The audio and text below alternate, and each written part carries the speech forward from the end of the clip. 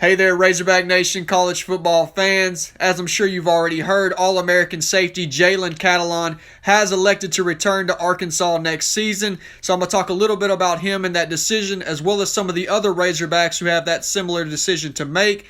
And if you've been following along, one of the two recruits I told you to watch out for today, which is National Signing Day, has chosen to make Arkansas his home. So I'm going to talk a little bit about those two as well.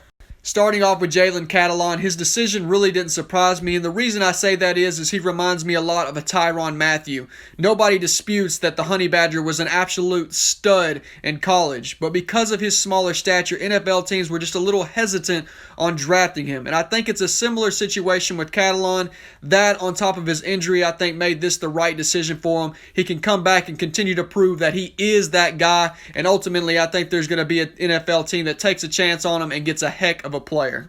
As far as other Hogs and their decision to come back, I feel really good about Bumper Pool choosing to come back. I think guys like Joe Fouché and Traylon Smith will definitely either come back or transfer. I feel better about them just simply coming back, though.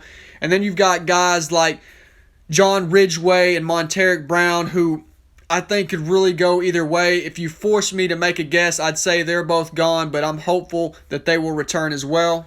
Then there's another guy who nobody's really talking about, which is Dorian Gerald, who suffered another season-ending injury this year, who I think just about anybody's guess is as good as mine about what he'll decide to do.